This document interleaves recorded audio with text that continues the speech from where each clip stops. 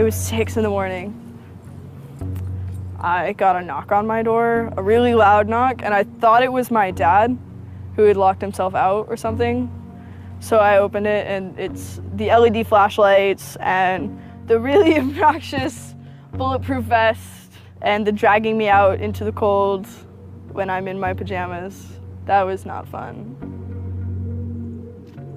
They seemed pretty shocked by the sarcastic, belligerent, angry teenager that they dragged out of bed that day. I don't know if it's just that I was 19 or that I was a girl, but they didn't expect this.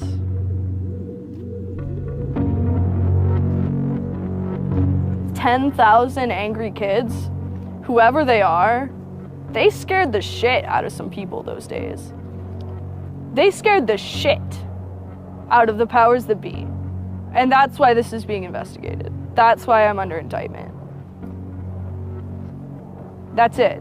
Because between the days of December 6th and December 10th, 10,000 angry people proved to the government that their regulations, their ideas, their view of PayPal, their view of WikiLeaks, their view of the Afghan war and Egypt and Tunisia and Libya, it didn't fucking matter. Their opinion no longer mattered because someone was out on the internet kicking ass. The computer hacker group Anonymous is claiming tonight that it took down the website of the Federal Appeals Court in San Francisco this afternoon. They took down Senate.gov servers. They've taken down HB Gary. Sony's claiming they did $150 million worth of damage. So many confidential files that tonight, because of these hackers, can be in the hands of anyone. Visa, MasterCard, the PayPal situation. The criminals who hacked into Sarah Palin's private email. The Church of Scientology says Anonymous is a cyber terrorist group of religious bigots. Anonymous and this other group called Lulz Sec. They seem to be wanting to prove a point. Anonymous kind of was like the big, strong, buff kid who had low self-esteem. And then all of a sudden punched somebody in the face and was like, holy shit, I'm really strong. And Anonymous calls itself the final boss of the internet. And sometimes it proves to be really fucking true. You are going to violate the freedoms of the internet, you certainly better watch the fuck out. They are kind of the rude boys of activism. There's a real rough edge to them, which I think also is one reason why they garner so much love and hate from people too. They represent a certain sort of chaotic freedom. Individual, young, nameless, faceless folks are having geopolitical impact. I mean, it's both exhilarating to realize that and terrifying to realize that. It kind of depends on how that power is wielded. We are legion. We do not forget. Expect us.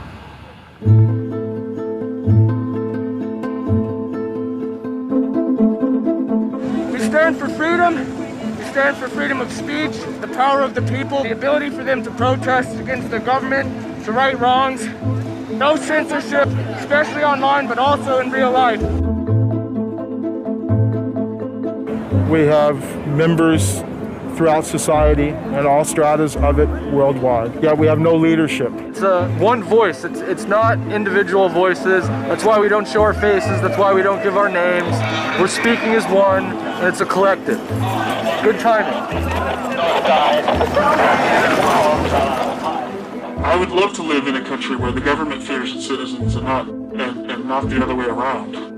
But right now, plenty of anonymous actors are in hiding because of fear of reprisals by the government. I've been called many things. There's unpatriotic. That we're just a bunch of children sitting in our parents' basement. I got called a terrorist sympathizer. We've been called kids, we've been called cyberbullies, we've been called hooligans, and you know, sometimes those words aren't entirely unfair, but this is a serious political movement. No one, in the general public really seems to get it. What they don't seem to get is that the ability for Anonymous to be everything and anything is its power. Anonymous is a series of relationships. Hundreds and hundreds of people who are very active in it and who have varying skill sets and who have varying issues they want to advance and who are collaborating in different ways each day. They're a little bit like a prism or kaleidoscope. They've got many different facets and many different sides. Of course, when you spend enough time with them, you start to get a sort of feel or texture that's not just random, right? Yet it's very multifaceted, very rich, which does span from the quite lighthearted to the very, very serious. Bob Dylan had a line in a song just saying, to live outside the law, you must be honest. They might do something which isn't technically correct, maybe it's not legally correct, but they're doing it for purposes that in their minds at least are ethical. People who know what they're doing, who share an ethos, who have a commitment to exposing and humiliating the man, who have a very low tolerance of lies and what they perceive as evil on the part of overweening power structures. They share information, they share tools and techniques, and they are currently having a very good time. The hacker culture, as we know it, really sprang from one place. It was MIT, and it was specifically the people in the Model Railroad Club, the Tech Model Railroad Club. Hacking originated as humorous pranks.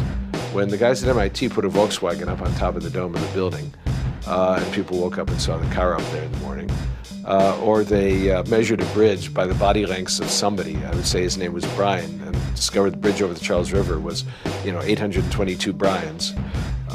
These are funny things. That's where hacking originated, and it migrated into engineering and computer communities. It's witty, it's pranks. Basically, Microsoft and Apple both got their entire start off computer crime. Bill Gates stole pretty much all of MS-DOS. Steve, Jobs, he was creating boxes to defraud the phone company, I always saw hacking as implicitly political. Hackers, whether they're conscious about it or not, whether they're explicit about it or not, make a statement about how we should treat information.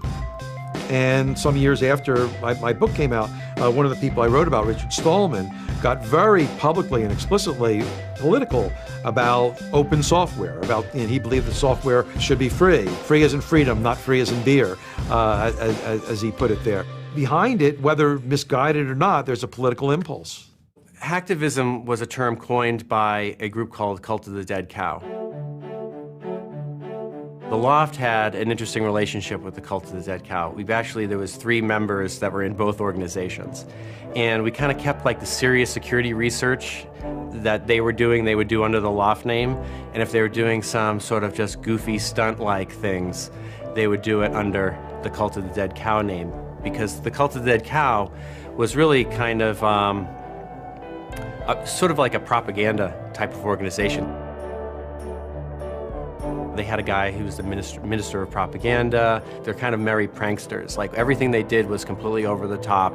They would dress up like Mr. T sometimes. They would do rap songs at DEF CON, like a rap performance. One of the guys there, I think his name is T-Fish, short for Tweety Fish, coined the term hacktivism because he saw one of the things his group was doing, which he called hacktivism, was writing software that people in other countries could use to communicate securely, even if their government was spying on them.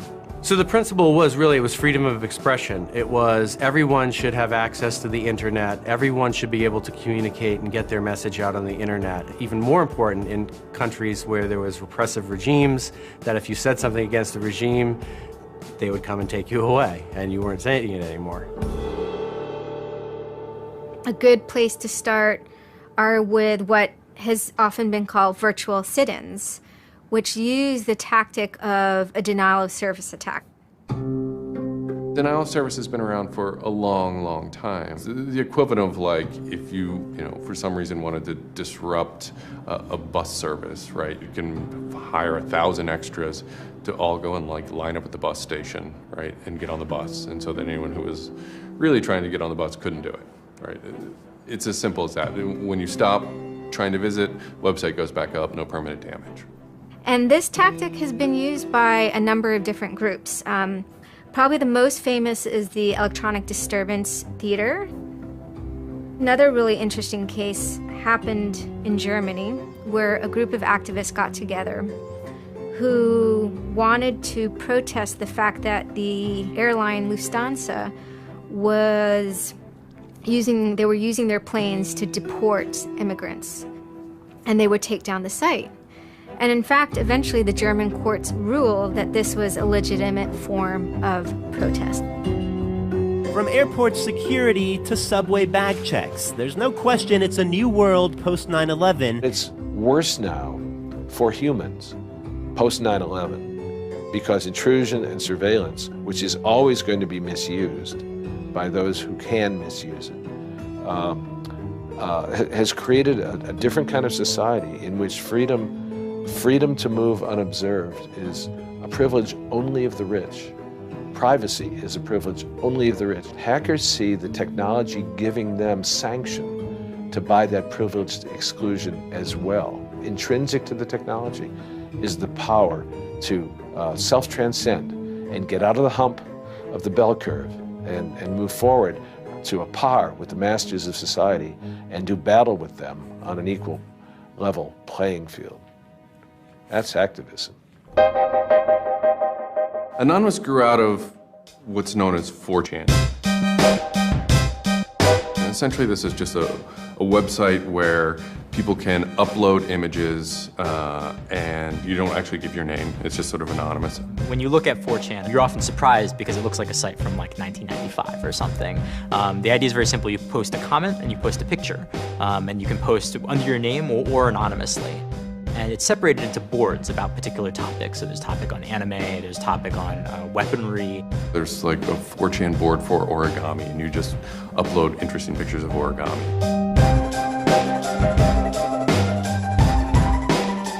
And then there was a group called the B board, which essentially was for like anything goes. The first time anybody goes on B, it's kind of an instant revulsion. Because there's never a time that you go on there where you don't see something horrible. That instantly puts off a lot of people. The idea is post something that can never be unseen. Half of the posts on B are there specifically to make people not want to come back to B. Have you ever read Lord of the Flies? 4chan, and especially B, is Lord of the Flies. Except some of them aren't 16 anymore, they're just allowed to act 16. It's what you get when people are allowed to express themselves with absolutely no restriction whatsoever. It's the kind of sum of human imagination when people can get together and think together without any limits or parameters. It's the most vile, disgusting, and funny thing on the internet.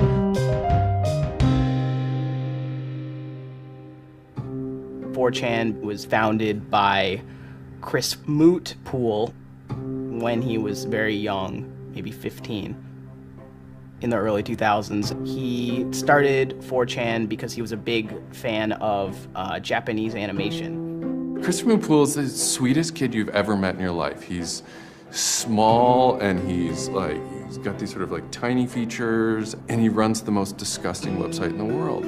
What I think is really intriguing about a community like 4chan is just that it's this open place. As I said, it's raw, it's unfiltered, and sites like it are kind of going the way of the dinosaur right now. They're endangered because we're moving towards social networking, we're moving towards persistent identity, we're moving towards a lack of privacy, really. The B board, that's the exact opposite of Facebook. Facebook, like, you're supposed to be like who you are, and there's sort of one model, which is that like you're friends with people, right? In 4chan, you're totally anonymous nobody. And anonymous speech is, a lot of it's ugly, but not all of it is, right? It is actually sort of a place where people can be honest. One of the important things about 4chan is to have a thread that really explodes and lasts for a long time. If it doesn't, then it disappears. It's a site that's not archived. So it creates conditions for anything that grabs attention at some level. And so humor and grotesqueness as a result are quite good for that. I'd rather just be referred to as anonymous, I guess, in the interviews, because I have some docs out on me. 4chan's just where I went to. I grew up on it and I lived there. That's just what I did for fun. It takes a thick skin to enjoy it. But, you know, as long as you're not offended, you'll occasionally come into something really cool or really creative on 4chan. I think the most interesting thing about it is how you can watch memes evolve. You'll see something posted one day, and then a week later it's got 50,000 derivatives of it. A meme is basically just an idea. It's kind of like a gene, but in the realm of the idea. A lot of the great internet memes that we all know and love, you know, lolcats, right? You know, little cats doing funny things, and then they have, you know, Icon has cheeseburger, right? All that stuff seems to start in this like petri dish that is 4chan b-board.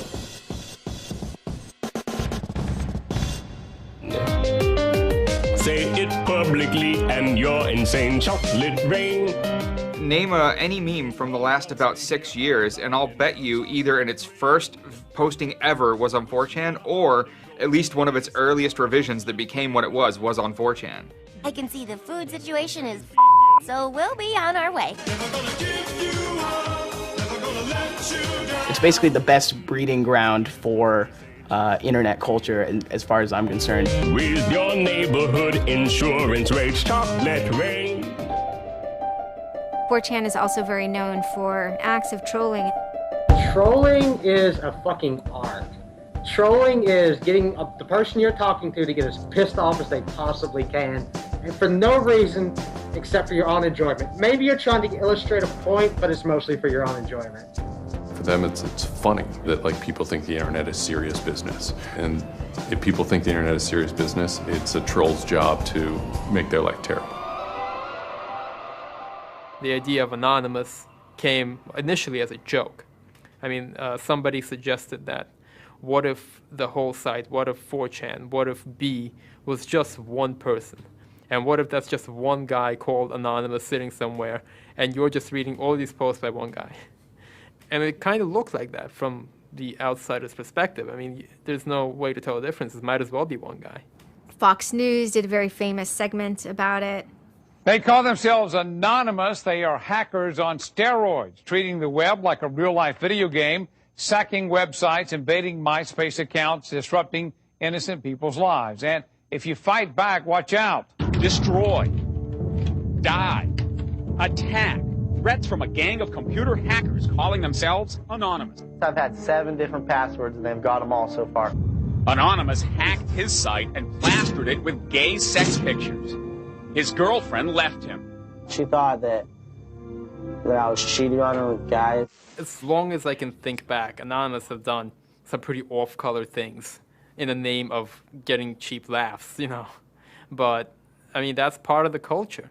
They get what they call lulz. Lulz is a corruption of LOL, which stands for laugh out loud. Anonymous gets big lulz from pulling random pranks. For example, messing with online children's games like Habbo Hotel. Habbo Hotel was this online community where you had an avatar and you walked around and talked to other people. It was kind of like an early version of, you know, World of Warcraft or Second Life or any of those virtual worlds. What the people on B did was invade Habbo Hotel, created, you know, thousands of avatars. They all had this one uniform of a black guy with a big afro wearing a black suit. And so there would be thousands of these people, black guys, black suit, you know, huge afro, walking around this world, and they would do things like form a swastika out of themselves. And I think that was a real landmark because it was when they were able to see that, you know, they can use their numbers to do something really interesting and really disruptive. So we blocked the entrance to their pool, and that just pissed them off so fucking much. It was fucking beautiful. That was fucking just wonderful. Wonderful times. Those kids love that pool. They love the shit out of their pool. The goal was actually to offend everyone, simply because the idea that we could offend you by drawing a little shape on the screen was stupid to the people involved in it. They were like, really? You're going to get that mad over us just drawing this on the screen? Wow, well, you need to refocus a little on life because this should not be upsetting you that much. Barrett Brown. I'm the director of Project PM and former operative with Anonymous. We were targeting furries, which were a subculture of people, of course, who, a lot of people on 4chan find irritating by virtue of their being irritating. A furry is someone, generally a male who's autistic in his 20s, who identifies with animals and oftentimes has sexual attraction to other people dressed as animals. There's diaper furs, furs who enjoyed wearing diapers, baby furs who enjoyed thinking themselves as a baby.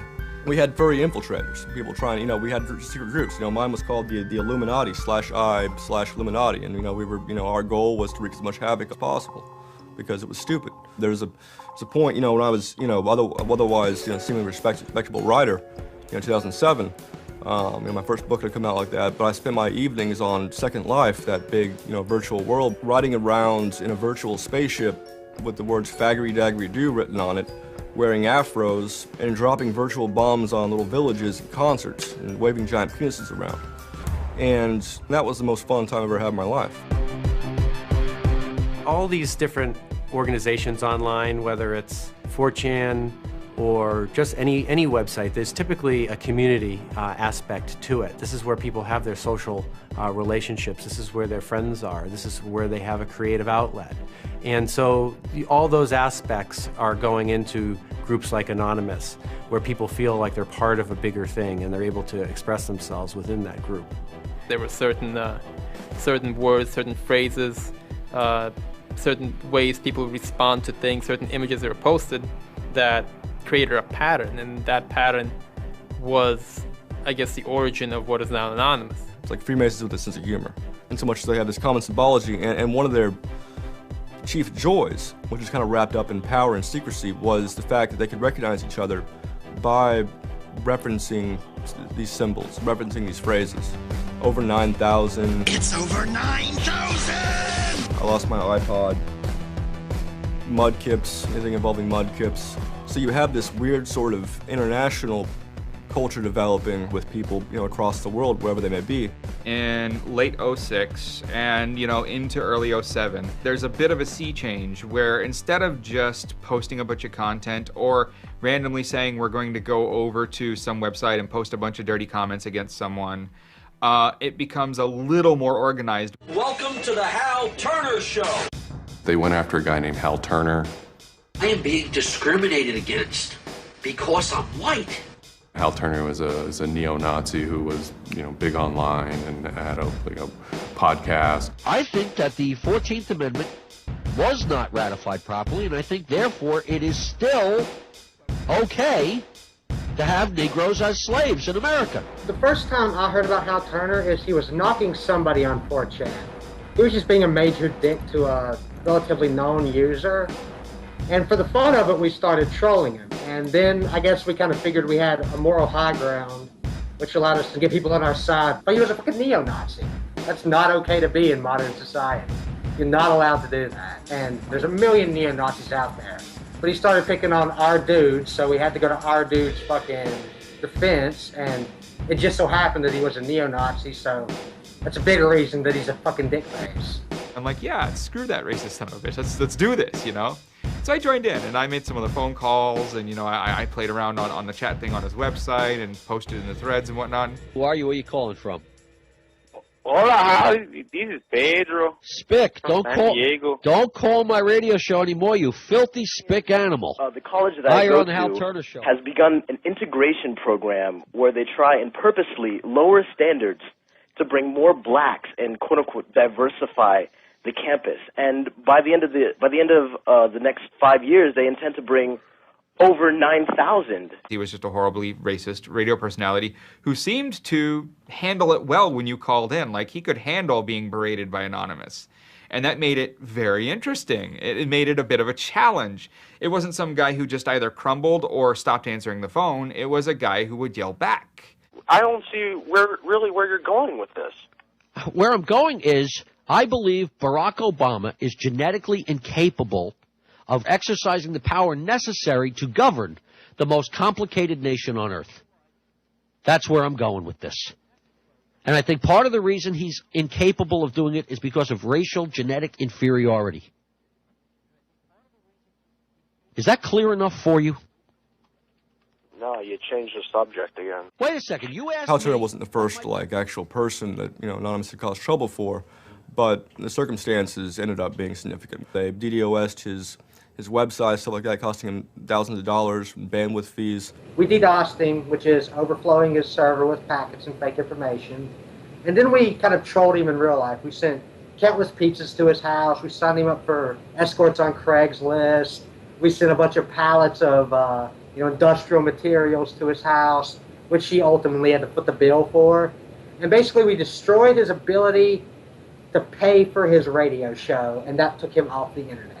He was super pissed. And then they ended up getting some real hackers to help them out. Like, this wasn't sort of pranks. They actually were able to get into Hal Turner's private servers and his mail servers and find some interesting emails that he was serving as an FBI informant, which, if you're a right-wing neo-Nazi, is not a good thing to be. And obviously him being an FBI informant, and also his reaction, his sort of douchebaggy reaction to the raids, damaged his credibility within the white nationalist scene, which is a shame. Hal Turner's gone. He's been prosecuted by the feds for threatening judges. It wasn't supposed to be different, but it ended up being different.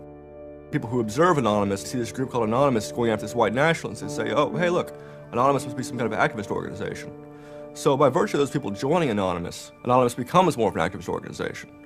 What follows is a period of confusion and anger in which, the original Anonymous people, the sort who want to keep Anonymous as this nihilist little, ridiculous group, are upset that now, that the most terrible thing on the internet is now becoming a force for good all of a sudden. Anonymous has never been about getting media attention or getting all of this attention towards it. I mean, it's a community, a pretty, sometimes insular community that just kind of kept to itself, made jokes and made content. But that was, of course, changed completely, just turned completely on its head when Chinology started. Anonymous began to become less of just a culture, people who wanted to perform pranks, and more of the internet's first army. I'm Mike Vitale, and my handle is Seth Dude. Now, this is January 2008. Anonymous is strong now. We're not a little dinky fucking group anymore. This is millions of people worldwide, and we're watching. And then Scientology stepped in with a big target on its chest. A video came out of Tom Cruise. It was supposed to be an internal Scientology video, talking about secrets of Scientology. Being a Scientologist, when you drive past an accident, it's not like anyone else. As you drive past, you know you have to do something about it because you know you're the only one that can really help. It talks about you're the only one who can stop, bad things from happening. And so this is kind of widely mocked online. It circulated like wildfire. There's nothing part away from me. It's just... People found it humorous and goofy. And the Church of Scientology went into their legal mode, and they threatened websites with lawsuits if they didn't pull down the video. Instantly, the Scientologists post a DMCA, Digital Millennium Copyright Act. And this is a way that if you own content, you can go to video sites, upload sites, and have your content pulled when someone uploads it illegally. So Scientology's always at odds with the internet, always trying to legally bully people out of fucking them over on the internet. They always did that. And then here they are trying again, but you know what? Anonymous saw that, and they said, oh, you guys just fucked around badly. You're trying to censor our internet. Are you trying to take a joke away from Anonymous? You don't do that. What these people did, in this case, is Greg Hausch and these other people, was they decided, we can probably harness Anonymous in this case and target Scientology. A few Anons, a few people on 4chan posted, hey, we should grab that video and post it on a few other sites. And I was one of the people in that thread talking about it, and we got the original source of the video by reaching out to the person behind the accounts and everything. We start posting it. The surprising thing was how fast they were DMCAing them on every site. It looked to us like they must have direct contact with the lawyers and the team who actually pulls videos at all of these sites. It was minutes and these things were falling down. We're like, holy crap, that's messed up. So what followed was this term called the Barbra Streisand effect.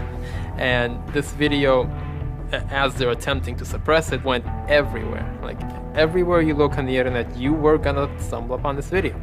Actually, Gawker, the site that I work for, was, I think, the first one to put it on the website, and we got in a huge legal battle with Scientology, who wanted us to take it down.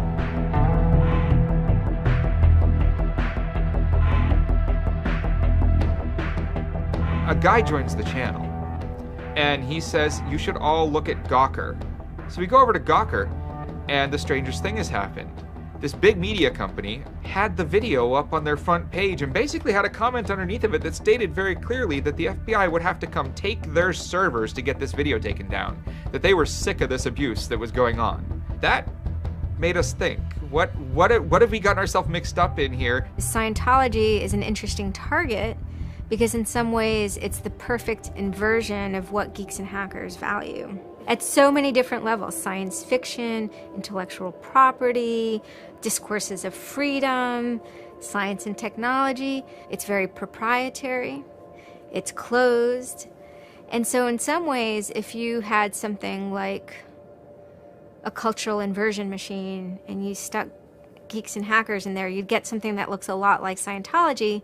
So it's quite offensive, and there's a real pleasure in attacking your perfect nemesis. We're just such polar opposites, with them being secretive and us hating secrets, and them being so inclusive and us being, anybody could say they're anonymous, and most importantly, how fucking self-important they were. They thought they were fucking untouchable.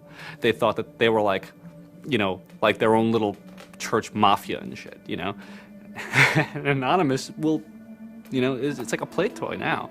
We're gonna make you guys look stupid as shit. What really kind of dared us and set us off about Scientology is specifically the treatment of their critics. Anybody who says anything bad about Scientology is automatically some sort of criminal, some sort of crazy person, a drug addict. It's just that kind of mentality, that kind of, like, if anybody says anything bad about you, we're gonna fuck you over in the worst possible way. It resonated like this feeling of disgust within us. That was a big problem. That was the big problem. The censorship aspect of it. The audacity of this cult, this creepy cult, to go into our territory and tell us that we can't post this? No, fuck them. No, it's not gonna happen. And people who knew what Anonymous was to begin with were like, oh my god, Anonymous is gonna go to war with Scientology. This should be really interesting. Especially because it's two weird-ass groups. I mean, I've been an Anon for a long fucking time. I know Anonymous is really strange. They're weird, and the stuff we like is weird, and it's really not mainstream at all. Now you have Scientology. Also really weird. A lot of crazy shit goes down. Anybody on the outside who's seeing this is going, let's watch these two retards fight. Like, both their pants are gonna fall down, they're gonna triple, and it's gonna hurt everybody, and it's gonna be hysterical. And what happened was all these people who were geared up, the infrastructure was built to war with other Anons, said, you know what, fuck it. Everybody's gonna get together and pound the fuck out of Scientology. And then that's when 4chan kind of reared into action, really reared into action. And they started to troll the Church of Scientology. And this took the form of pranking the Dianetics hotline, ordering pizzas. Every fax number we get, we're sharing them all. Every number we get, we send black pieces of paper on a loop until we sold their ink. I go to call them on the phone and it's busy. And that's their main fucking Dianetics hotline. Their Dianetics 800 number, you can't get through because Anons have completely fucking clogged it and just probably saying stupid shit. The whole idea was just you call them just to keep them on the phone. What's an Elron? How do I Dianetics my face? They were not expecting that, and they couldn't handle it.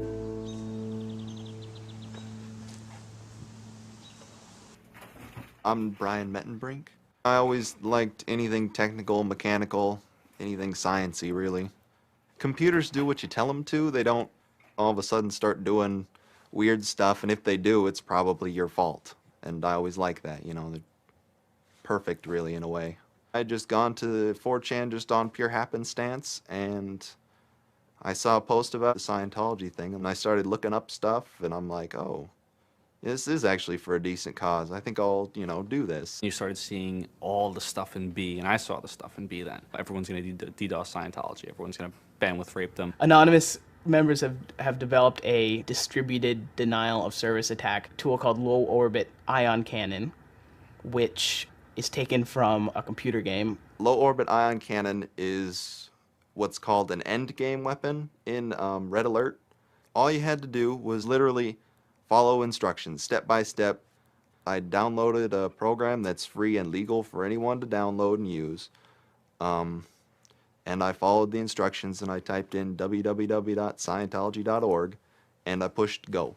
And what it does is it tells Scientology.org, in this case, it tells them to send their website to my computer about, I think it was 800,000 times in a weekend. And I'm pretty sure I probably took it down myself a couple of times. This tool is low orbit ion cannon, sometimes referred to as LOIC.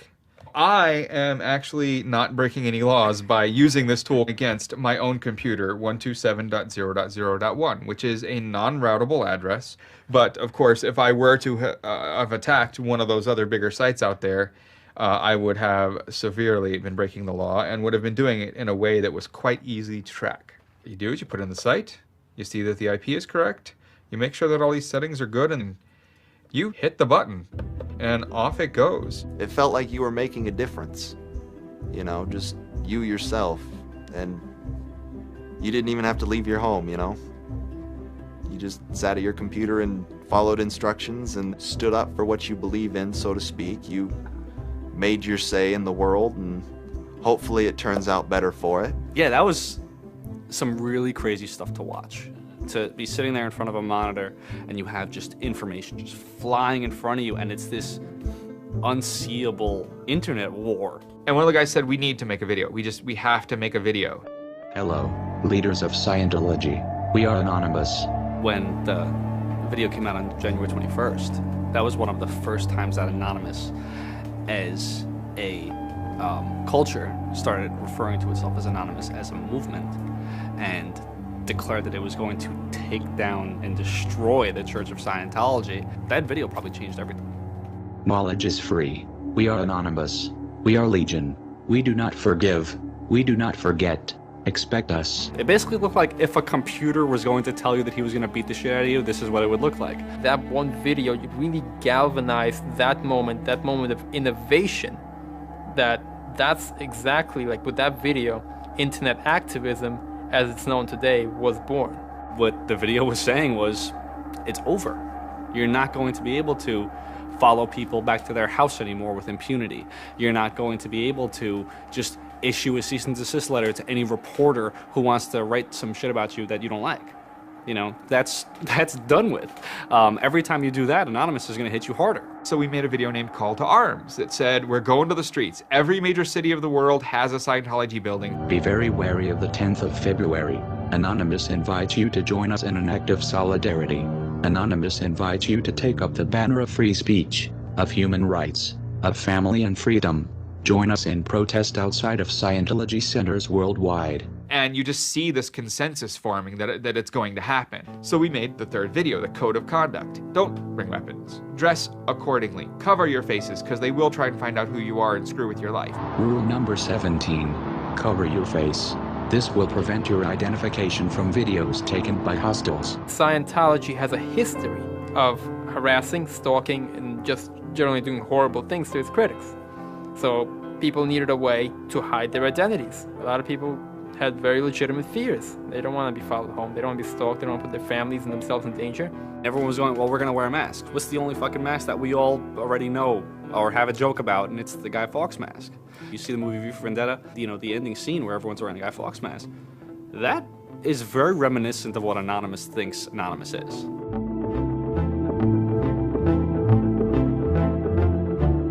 We wanted to represent anonymity in some way when it moved into real life. I think that the Guy Fawkes mask was one of the most natural things to happen. It is the idea that none of us are as cruel as all of us. You have this massive crowd of people who are anonymous that is going to fight against a bigger thing and win. Even after watching the video, it's like, yeah, this is great, but who's actually gonna do it? Who's gonna step up? Are people actually gonna get out of their house? And I guess we were really affected by the stereotype of of that whole community that are being internet nerds, that too afraid to leave their mom's basements. I figured maybe 50 nerds from every city somewhere might show up and wear their masks at a building for a while and leave. No one thought that they were going to come out. This is me on the way there. I haven't slept. I'm very fucking tired.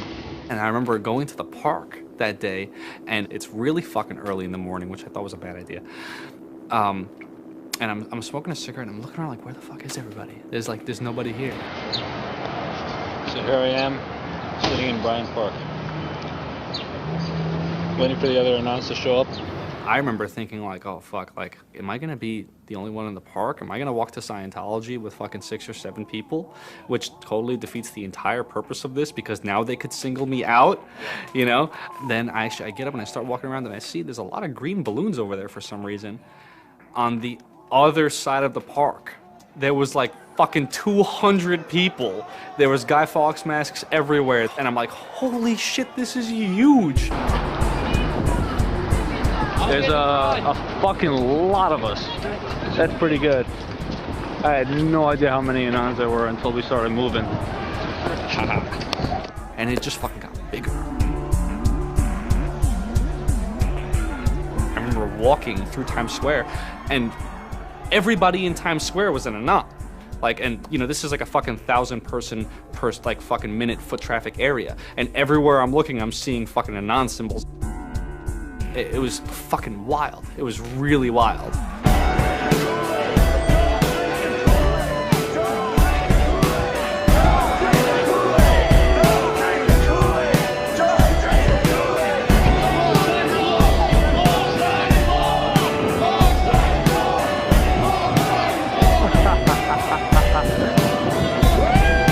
This is our fucking race. Hell yeah! So we start getting numbers in. And Sydney. We're thinking that it's going to be 50 people. And before 10 a.m., before even time, there's already 50 people there. And there's still streams of people walking down the streets. A couple hours into it, you know, because I didn't go to bed until 1 in the morning, you know, you're looking at Sydney as, wow, there's 250 people in Sydney. The cops are estimating higher than that for their reports. What just happened? Adelaide, Perth, and Melbourne happened. And, you know, over 200 at each of them.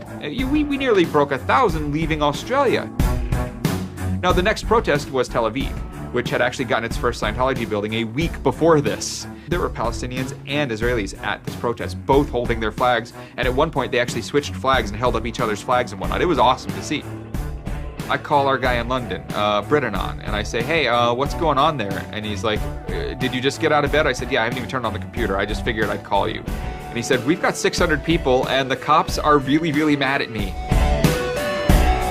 All the major cities were having hundreds of people come out. Massive. Clearwater had like 300 people. I don't think anyone beat out LA. I think LA had over 1,000 people. We are Legion! We are Legion! The thing that happened was something completely different, and hundreds of people from every city just swarmed the streets. It was kind of overwhelming, a little even scary, but scary in a good way. Soon, you know, we're at around the 10,000 mark, you know, and we were joking the whole time, over 9,000, you know, one of those memes. It was too surreal. It was not believable. You go by what name? We are Anonymous.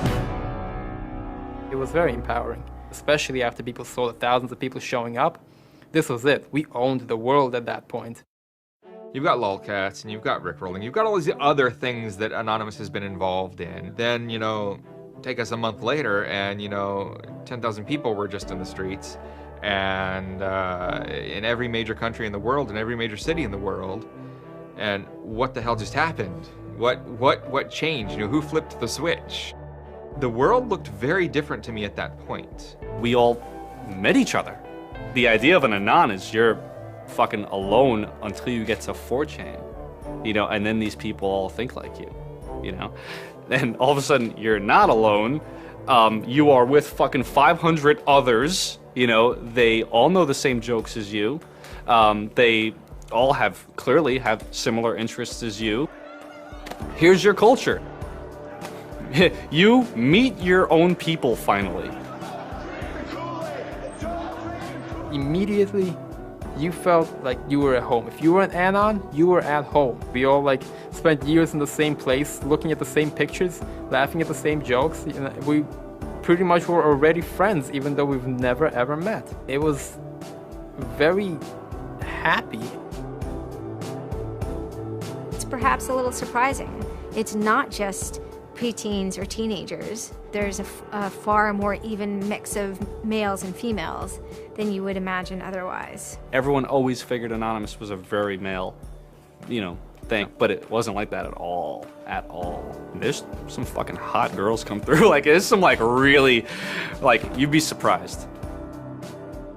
And there were a lot of these so-called guys who weren't socially good. They were very awkward. They still lived at home at 23, half of them virgins. And I'll tell you, the amount of those people who got laid from these protests happening is in the thousands that would not have for years probably. That's why those protests were so important. It was a chance to finally meet other people that were previously anonymous and unknown, and hence it was the moment of the end of their anonymity.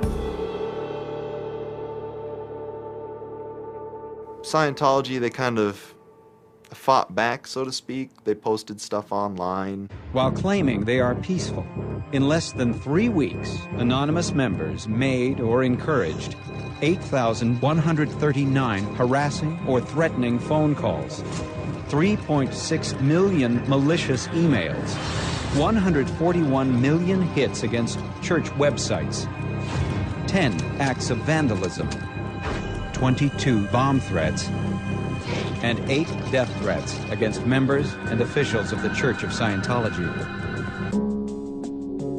They basically antagonized, really, is what they did, which is really one of the things they're great at. They wanted to find me. They did.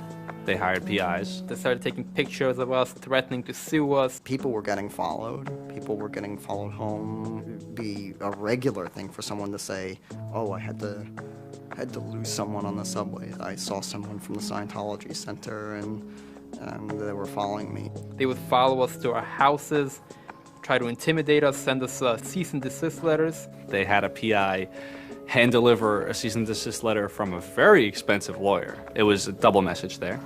It was a, hey, we know where you live, and we know your name, and here's something from our lawyer. Just these old tactics that they used to fight the activism they faced before the internet just were completely ineffective against Chanology. Most of the people who received them actually framed them and put them on their wall.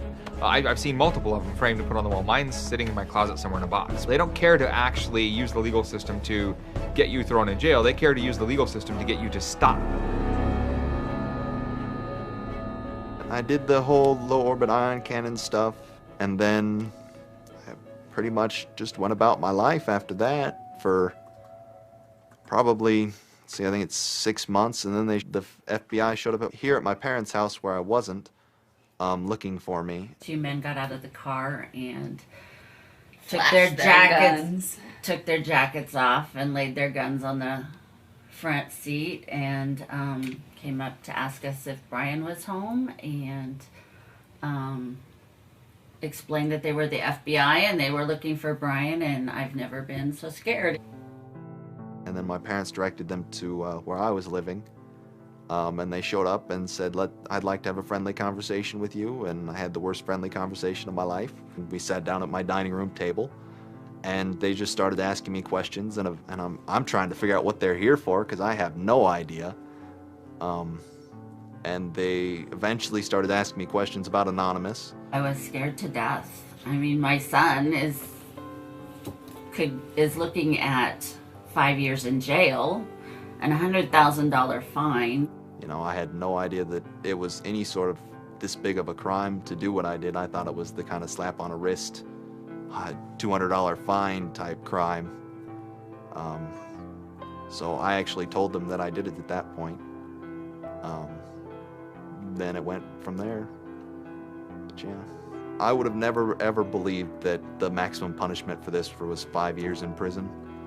It was a very eye-opening experience. I had a little bit of trouble accepting it, knowing that I could go to prison for 5 years.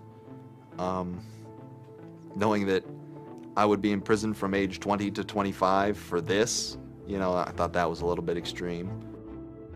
I tell people it would be different if they drank and drove and killed somebody. But he didn't do that. It's hard to deal with, harder to deal with, because he didn't do that. He just pushed a button on his computer, and as he explained it to me at the time, it was like pushing the refresh button over and over and over and over 800,000 times. And it seems like such a little thing. I did the second most damage is what Scientology said. I sent the second most out of everybody. So I got the maximum for my category, which was 1 year in prison and 1 year supervised release. I think, you know, the way I feel is for what I did was one of the most, like, lopsided punishments I've ever, like, read about or heard of. Yeah, I think it's ridiculous, especially the year supervised release where I can't touch a computer for a year. I'm not sure what that's supposed to solve, except make my life difficult. So that computer behind me back there, I could go back to prison if I went over and touched it. I can't knowingly associate with members of Anonymous. They just made a big deal about Scientology as a religion and that this is America and you can believe in whatever you want to believe, and I'm pretty sure they actually compared me to like the KKK and the Nazis and stuff in the courtroom. Yeah, it's a completely different issue. I'm very proud of what he did. He stood up for what he believed in, but that was never, ever mentioned. I never would even dream of hurting anybody. You know, it's just not me.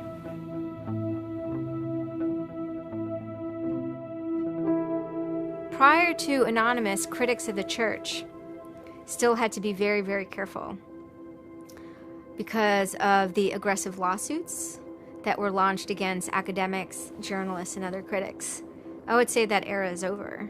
And Anonymous, more than any other sort of intervention, is probably responsible for that change. This actually caused a decent rift in Anonymous. There was one big group, significant group of people who would say, this Chinology stuff, it's cancer, it's awful, it's bad, it's just bringing attention to us that we don't want. The trolling isn't happening, we're not getting our jollies. Like, now this is all really serious and moral and somber, and like, well, you know, that's not what I signed up for, that kind of thing.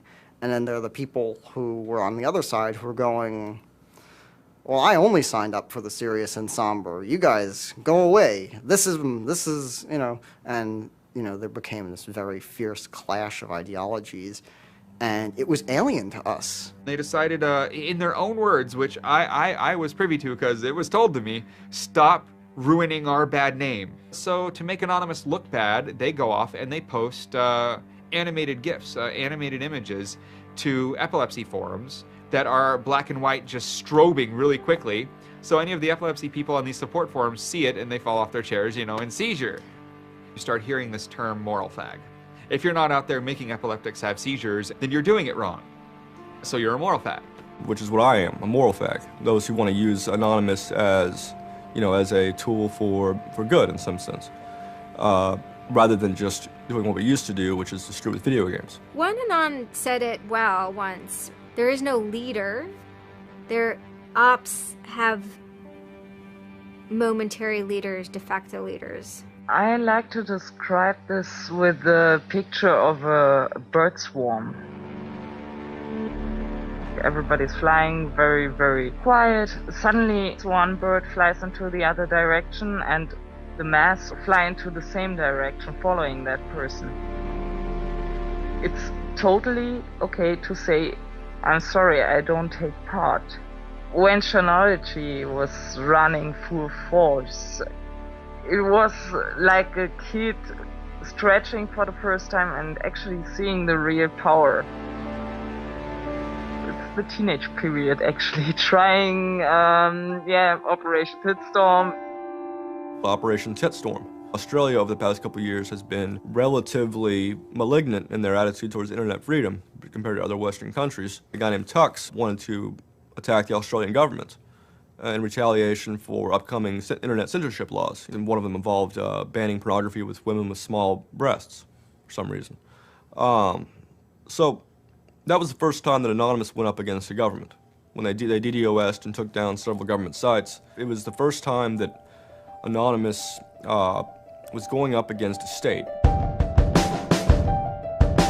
If you had asked me all throughout 2008 and most of 2009, is the politics of Anonymous always going to be sutured and hinged to the Church of Scientology? I would have said yes. And it became unsutured, unhinged, when a different political wing was born in 2010. The Motion Picture Association had hired an Indian software firm to DDoS the Pirate Bay. And Anonymous, coming out of 4chan, DDoS, the Motion Picture Association of America, as well as then other groups like the Recording Industry Association. It angered people for a lot of different reasons. I mean, obviously one of the reasons was that they were attempting to censor the internet. Another of the reasons, though, was that, you know, people in Anonymous had been arrested before for taking part in such attacks. Say on the Church of Scientology and other targets that there had been before. I think there was a big sense of the hypocrisy in it. This was the moment a kind of networked kind of architecture was born, where there was a different node that was unrelated. Some people crossed over, and they were connected by aesthetics and by ethics, and yet this was a different ship that was sailing.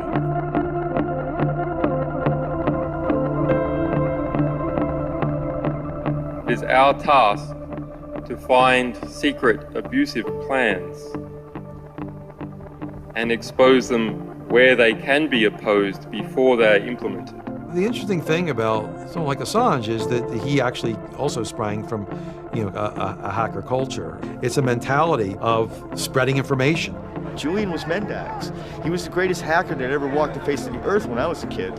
I mean, they rumored he could move satellites around in space by hacking into NASA. I mean, you know, maybe it never happened, but I mean, it was, you know, it was a myth that kept young kids like me wanting to, like, you know, plug a computer into a modem and see if I can move some satellites around. WikiLeaks is an instantiation of the hacker ethos. Truth wants to be free, and we want to liberate it. WikiLeaks released a huge trove of diplomatic cables. There was a lot of controversy from every quarter of society. The WikiLeaks website released nearly 400,000 secret U.S. files on the Iraq war late today. It was the largest leak of classified U.S. files in history. The diplomatic cables show the U.S. is spying on its allies. Lots of things which were understood in private and may have been not even talked about explicitly. Suddenly they're out there in the cold light of day, and it's going to make some governments and some individuals very uncomfortable. He was showing the world a glimpse of how, you know, the powerful elite actually work. At least to some extent. I mean, these are fairly low-level diplomats sending messages back and forth, but it's a side of government you hardly ever see, and it's pretty eye-opening. And you know, once it's out, it's out. I think information wants to be free. But let's look at it. Let's analyze it. It's important that we know such stuff. It's important that we know what our governments do, and if they don't tell us, then somebody has to. There was one particular moment that really sparked the fire, and this was when PayPal, MasterCard, and Amazon pulled services for WikiLeaks. So all of a sudden there's no way to actually like process donations to WikiLeaks. And then people went and found like neo-Nazi groups. Visa and MasterCard were perfectly fine with you being able to, like, you know, PayPal being able to like make donations to them. But WikiLeaks, no.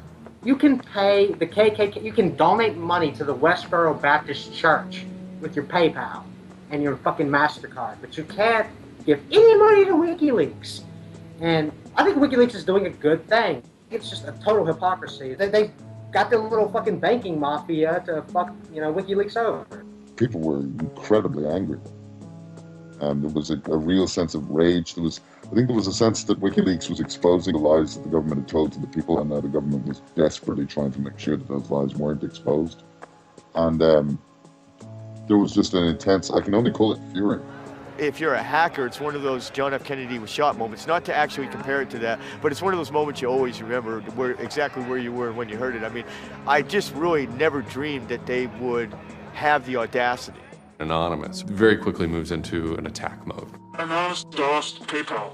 They were pissed. Cyber protests, sit-ins, however you want to look at it. DDoS is a tool that is a big giant, it's like driving a finish nail in with a sledgehammer. The numbers of participants were massive, massive. And they managed over the course of a couple of days to disable the websites of MasterCard and PayPal. It was like watching the hack magician finally get a trick right, because you're not expecting it, and then it's magnificent. It was beautiful. Because what you had is people finally stood up for something. How long has it been since we had a huge, really relevant protest? I'm not talking Tea Party, I want to bring my guns in public. I'm talking 10,000 angry people said this is not right and I want to do something about it. Soon after, January 2nd, I believe, WikiLeaks was blocked in Tunisia. And Anonymous got wind of that. They then intervened, at first solely for the purposes of like stopping the kind of censorship that was happening. They did some DDoSing, and this was a time period where they were getting involved with what I would call non-internet-y social movements and building lines of solidarity. My name's Pete Fine. You can call me an internaut or a hacktivist. Telecomics is an ad hoc cluster of volunteer net activists who have spent much of the last year trying to keep the internet running in the Middle East. During that time, we saw the Tunisian government not only censoring and filtering the internet, but also doing some kind of technical trickery to steal people's Facebook passwords and delete their posts and see who was posting what and, you know, fake posts, stuff like that. Some Tunisian hackers came to us. They were members of Anonymous, and I didn't even know we had members of Anonymous in Tunisia, so it was a shock to me. And they had the keys to some parts of the kingdom, so to speak, when it came to the dictator in Tunisia. We went in on behalf of those Tunisian Anons, and we helped them get that and extract it, and then it went to WikiLeaks. The Tunisians overthrew Ben Ali, who was kind of a repressive dictator. A revolution that was facilitated by the internet, by Facebook and by Twitter. Not caused by it. I mean, 50 years of dictatorship has caused the Arab Spring. But the internet has certainly been helping. There's a video where they are thanking us for being involved, holding up a map saying we were the only one who stood by their side.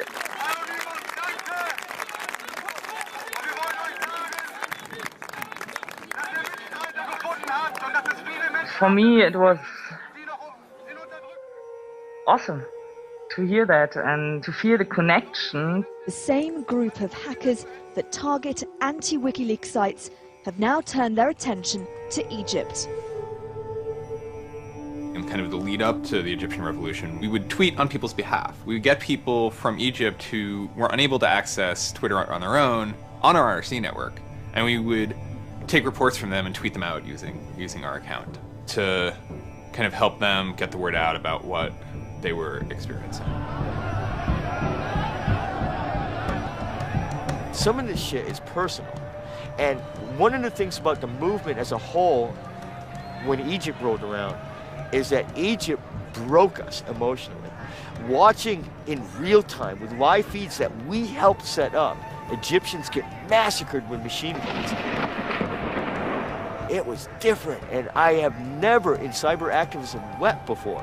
It's never bothered me like that. It's never been able to touch me the way Egypt touched me. It was fucked up that we were watching people killed for no reason other than leaving their homes, that these people had every right to freedom, that they had every right to choose their government. And then January 27th, January 28th rolls around, and the Egyptian government starts shutting down the internet. I mean, just for the whole country. The whole country. There's this fantastic traffic graph that you can see the traffic coming out of Egypt, and it looks like, you know, like this. Just totally stops. And we were just shocked. We were just like, what the fuck? Like, what the fuck? To think that a country would completely cut itself off as much as it was able to from the outside world was pretty unthinkable. You know, we know bad things go on in the dark places. And suddenly it got quiet. I remember that somehow burned into my brain that first Twitter was flooded and suddenly everything was quiet. That's the kind of thing that could start riots. I think when Mubarak did what he did, I think it really upset people here as well as in the Middle East. I put myself in their place, and I found myself in a desert of nothingness because he just wiped out everything that my world incorporated. That just showed me and everybody else that the same thing can happen at any time, at anywhere, in any government. Anonymous and the people on the internet stood up and said, go fuck yourself. You want to shut down their internet? Fine. The people on the internet will show them how to turn it back on. It's almost like the internet as an actual thing. It's like the internet is a living thing. It's like a conscious thing that gets up and says, no, you can't do that. A lot of my friends helped with encryption, helped people on the ground in those countries validate SSL keys and certificates, and really showed them how to subvert their government and become free. And then Telecomics started to tweet connections to the internet, dial-up connections. In Egypt, the care package we put together included some kind of our comms information, the ham radio and dial modem details. In total, we helped coordinate and run about 500 dial-up modem lines. We also Googled up treatments for tear gas and other kind of basic medical treatment and found folks who could translate that into Arabic. Sort of put this together in a nice one-page PDF and fax, and off it goes. I think the most effective thing was shutting down government websites. We're taking your dictator's web pages down. It is cyber warfare at that point. When you're dealing with a dictator like that that's killing people, all the gloves are off. We are going to not just take your websites offline, we are going to destroy your every communications. We are going to wreck you like a nation state would wreck you. In Cairo, Egypt, the crowds are shouting and screaming.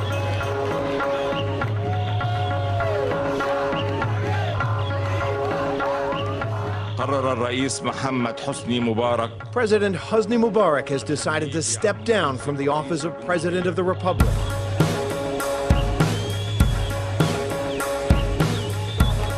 When Mubarak left, it was a hell yeah moment. People can rise up, people can make a change. And I think for a lot of people in America, it was the first time they had seen people rise up and take down their government and say, we're sick of this shit. We're sick of the oppression. We're sick of living as slaves to your power. We had Egyptians come thank us as we're doing this stuff, and I said to them, like, look, you guys just get our back if stuff goes down here. Although it was awesome and it was one part we were fighting for me it was quite clear that it's not the end of the story. That it's not suddenly changing into rainbows and nine cats or whatever, but that we now have to watch even more. The FBI is now investigating Anonymous, a loose collection of rogue, tech-savvy hackers credited with bringing down the websites of MasterCard and Visa last December. So there were 40 raids back then. They seized computers, cell phones, and this kind of technical apparatus, sometimes including, in the case of a 19-year-old girl lived with her family, it took her parents' stuff too. There's always been a sort of cat and mouse dynamic, not just in relation to the feds, but also to these sort of groups that have appointed themselves as guardians of the Republic. And there's groups called like Backtrace Security, which is made up of a couple of deranged people who, I think for personal reasons, have grievances against Anonymous. I've been threatened by people who are former Secret Service agents who now run private security companies. Suddenly, on February 5th, Financial Times article comes out that we all see. It's quoting this guy named Aaron Barr, who's the CEO of HP Gary Federal, which is an intelligence contractor. And Aaron Barr is telling his Financial Times journalist, Joseph Min, that he's been secretly monitoring the AnonOps server where all this is going on, and has done so for several weeks, and using his own custom brand of information operations techniques, has managed to identify the alleged leadership of Anonymous, including 25, quote, lieutenants, unquote, some sort. We have to see this document. Everyone wants to know. We don't need to destroy him. We don't need to destroy his company. We just need to see the document, and we'll decide what comes next after looking at the document. So they get it. It was unbelievably easy to get into that network. And my name was on there as a screen name, and Greg Hausch was listed there by a screen name. The fact of the matter is, what he told Financial Times was, everything he told them was demonstrably untrue, and very much hilariously so. He had to be shut up. It had to be proven to the world that this guy was a retard and that his information was in no way valid. Now, to put that in hacker terms, Anonymous is a hornet's nest. And Barr said, I'm going to stick my penis in that thing. In a mere 24 hours, he was owned, pwned completely by a small group of participants who basically went on a hacking rampage. Faster than you can say, get these hornets off my penis. Anonymous took down Barr's website, stole his emails, deleted the company's backup data, trashed his Twitter account, and remotely wiped his iPad. And he had just reached the Hammam high level on Angry Birds. The HB Gary hack brought about 70,000 emails. Probably the most important ones had to do with a proposal that HB Gary had already formulated. It was packaged up as a nice PowerPoint presentation. Kind of act as privatized agent provocateurs, where they were going to discredit WikiLeaks. HB Gary was proposing submitting fake documents to WikiLeaks, and then when discovered as fake, the error could be called out and it would discredit WikiLeaks. Right. So, so there's a lot of specifics that I can't talk about. So let me try to answer that though in a general sense. Well, first of all, it's probably no surprise to anybody. I'm not a big fan of WikiLeaks. I think that the broad purpose of trying to get as much information, proprietary or classified information for the government, expose that, is an extremely destructive and dangerous purpose. As Julian Assange had a few months before noted that they had information on a major bank showing wrongdoing, and Bank of America somehow knew it was them. And the proposals involved for Bank of America and the WikiLeaks problem, they entailed conducting information war on WikiLeaks and its supporters, creating dissension within WikiLeaks, DDoS attacks. You also wanted to launch cyber attacks on WikiLeaks infrastructure to get information on document submitters. Well, one thing I guess I want to make sure is clear is, you know, none of those activities had actually occurred. You know, there's in business, there's you know, when you start proposing or thinking about an idea, there's a brainstorming phase, and somebody says, well, what if, you know, what could we do? What's theoretically possible? Well, still, this was an idea. This was proposed. This was something that you thought about. Right. They also wanted to go on a campaign kind of targeting Glenn Greenwald, who's a reporter for Salon, who's an outspoken kind of critic of the government and supporter of WikiLeaks. It seems like you're trying to attack a journalist here. Yeah, and you know, I don't want to talk too much more about Glenn Greenwald, but other than, you know, what I previously said is, you know, there was never an intent to attack journalists, not on my part. You know, nor I guess I should say I should generalize that and to say that, you know, I would never just outwardly attack a journalist, other than if I felt that there was a journalist in my mind that was acting unethically. That, you know, that is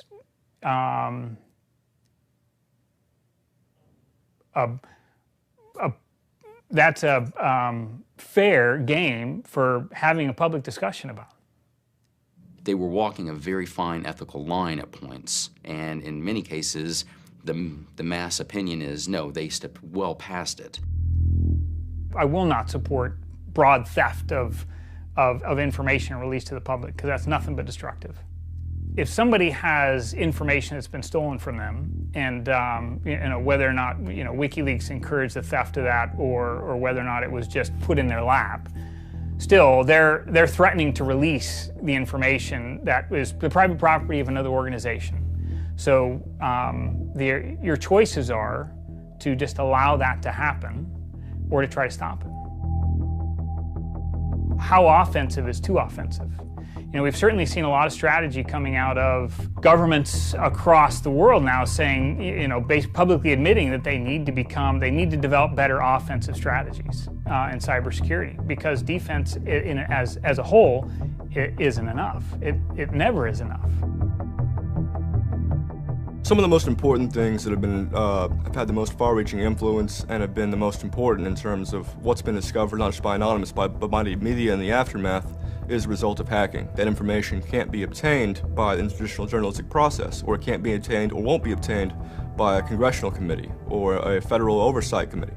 For the most part, that information has to be, obtained by hackers. After this had happened, although only a small number of people had participated, the collective mood was exuberance within Anonymous. It was a kind of moment of the lulls being recharged, which people were excited about because people felt like the lulls had been running low during the Middle Eastern protests. And so it was a moment of great triumphalism within Anonymous. Anonymous is currently targeting Sony's website.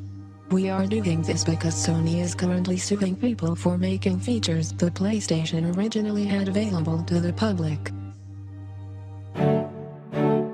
It started off as a denial of service attacks, but then someone really broke into the PlayStation network and stole all the user accounts and all the credit card information. Sony has confirmed that hackers broke into its PlayStation network, exposing the personal information of up to 77 million users worldwide. Anonymous basically bent Sony over and had their way with them, and the consumers were the ones that also got hurt in the process. 2 months of people not being able to use the PlayStations, that actually had real hardcore end-user impact. If they break into a site and they pull back customer information, do they really need to disclose 100,000 customers? No. What they're doing could be done a lot better. And when I say better, I mean better for the end user, for the customers, while still making a point. And then, kind of seemingly out of the blue, there was something by the name LulzSec that sailed into the seas.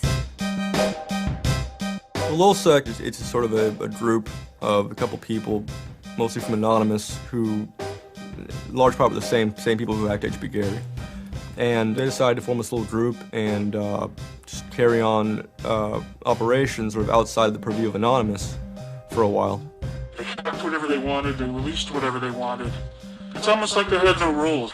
They just said, this is what we're going to do. We're going to stir up the cart. We're going to get some trouble. We're going to make some waves. And they did.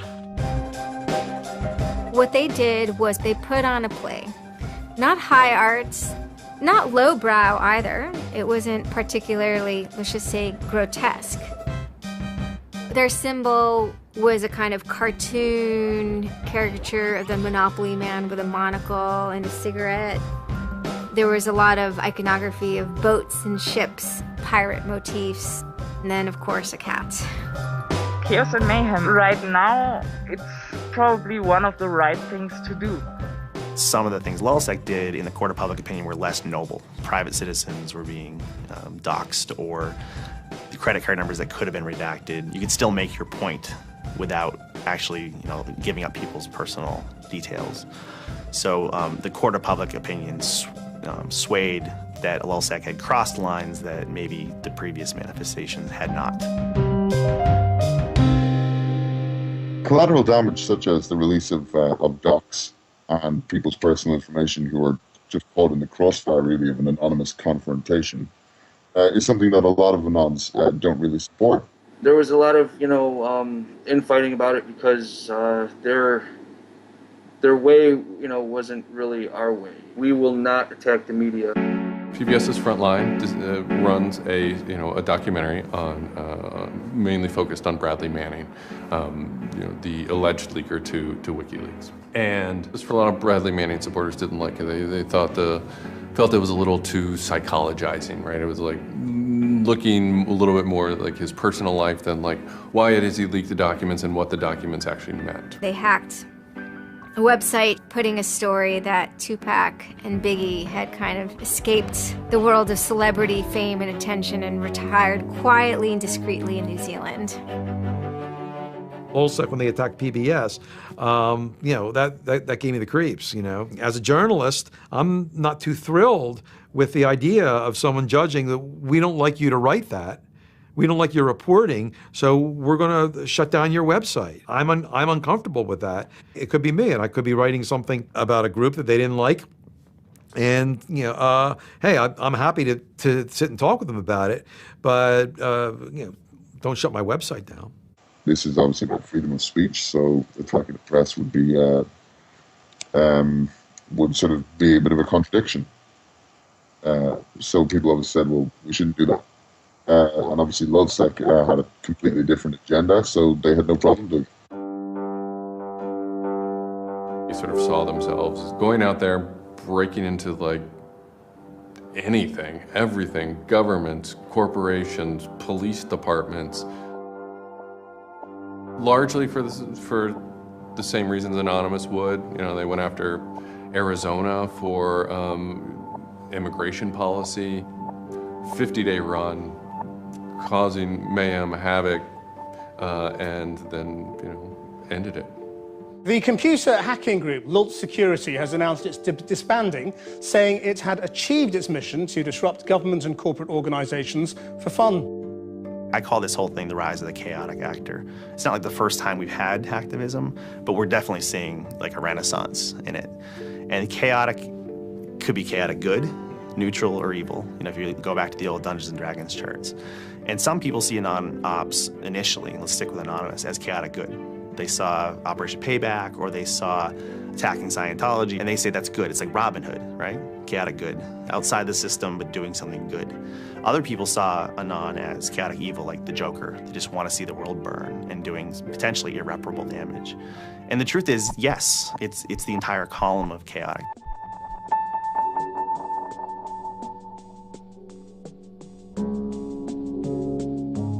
"16 people were arrested today, but dozens of FBI agents targeted alleged members of the loose-knit hacking group.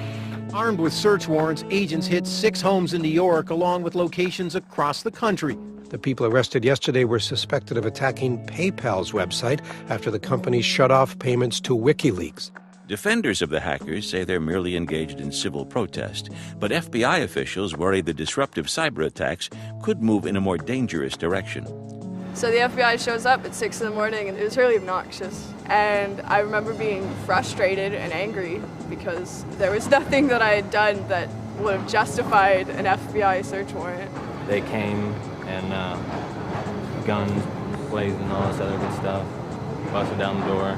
I immediately just dropped down to the floor, 180, didn't want nothing. I wasn't trying to fight nobody. Theory of the case is they were, you know, they flooded, quote unquote, a number of people flooded access to PayPal, thereby creating economic distress to a protected corporation. End of story. This is not a case involving identity theft, involving outing emails, involving violating privilege, involving theft of services, involving, you know, shutting down business. It is a pure case of internet or cyber sit-ins. I think when Barack Obama gets on television and says, flood the switchboard, shut down the Republicans, send the message, that's legal. And even if you accept what the theory of this prosecution is, it's no different. This is an electronic sit-in at its finest. If you're a pedophile, the average is 11 years. If you're a computer hacker, the average is 15.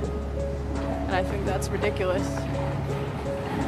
So, yeah. I mean, no, that's ridiculous. I mean, you can go molest children and get less of a sentence than you would for breaking into someone's phone. Even if you accept what the government is saying is true, what is important is that people are participating in the process. It is very much the process. It is sitting in a counter in Selma, Alabama, 500 Freedom Riders refusing to allow people to go and sit in at a segregated lunch counter. They write books about that stuff. It is demonstrating in a street corner saying no to a war. It's just a different, it's just a different vehicle. It's the same results. For 9 months I ran from my indictment, but they busted me. I went to jail, I bonded out, and then I held a news conference, you know, because as risky as that was and against my lawyer's advice, I wanted the world to know some fucking things about what's going on. I didn't want the feds to have the only voice in the dialogue. This document alleges that I am the notorious hacker activist known to the world as Commander X. I am Commander X.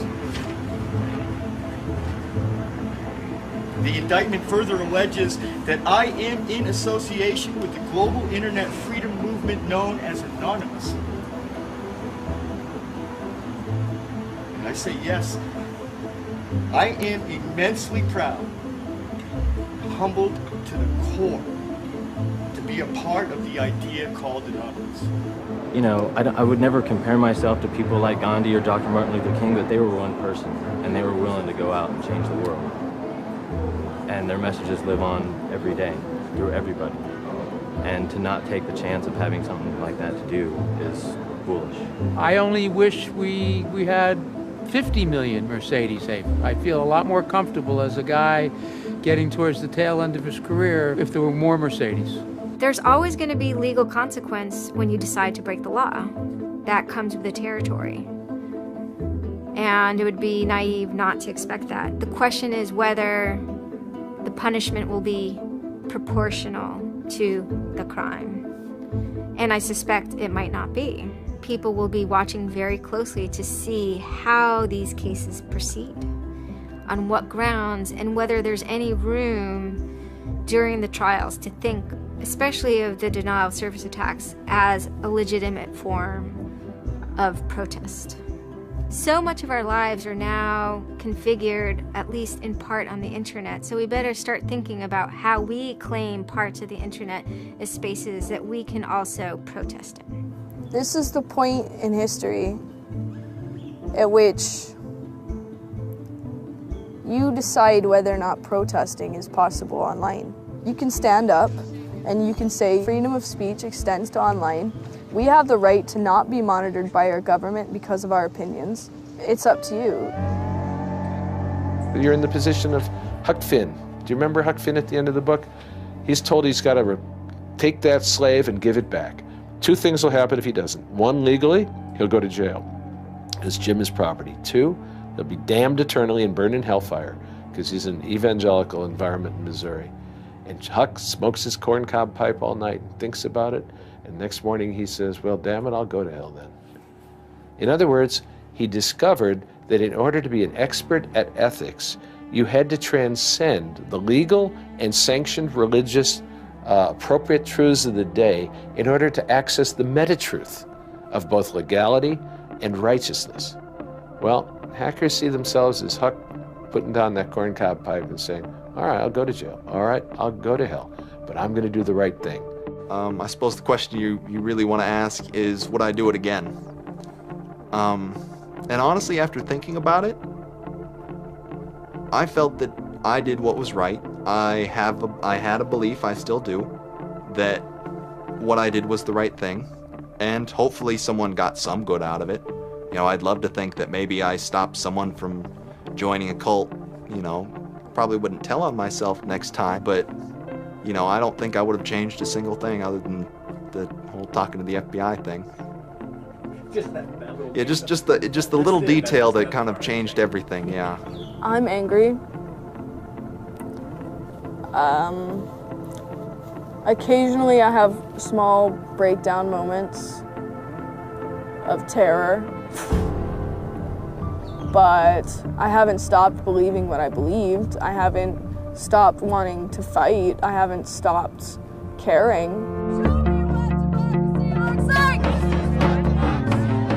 Show me what democracy looks like!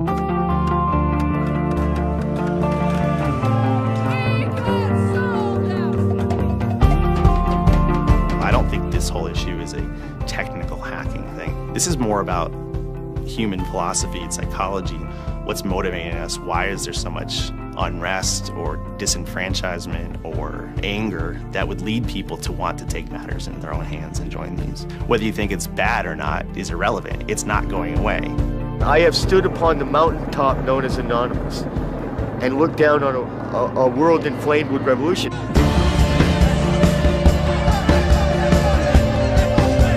What can you say? Your spine tingles when you're at the cusp of history. When you're surfing, the waves of history, your spine tingles.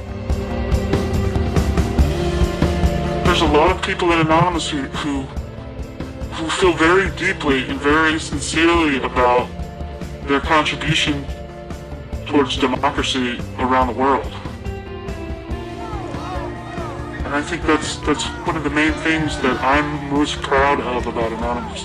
There are things that I'm not proud of about Anonymous, but we stand against censorship and we stand against oppressive governments, even our own. It's a very noble thing. If you have power in real life and you have money in real life, it doesn't fucking matter on the internet. What matters on the internet is your actual ideas. How smart you are, the quality of you. And when certain organizations that, they want to extend their real life power onto the internet, it's not gonna fucking take because of Anonymous. And history teaches us that change simply doesn't come with flowers. It doesn't work. If they say I'm a criminal, damn, well, then I will be one. Anonymous is an evolving thing. It's like a phoenix. It might occasionally catch fire and burn to the ground, but it'll be reborn from ashes. It'll be reborn stronger.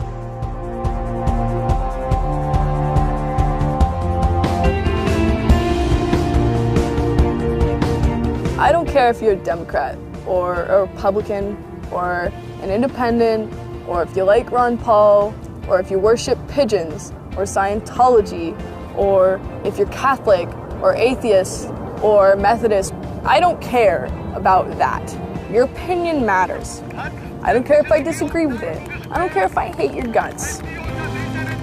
Your opinion matters.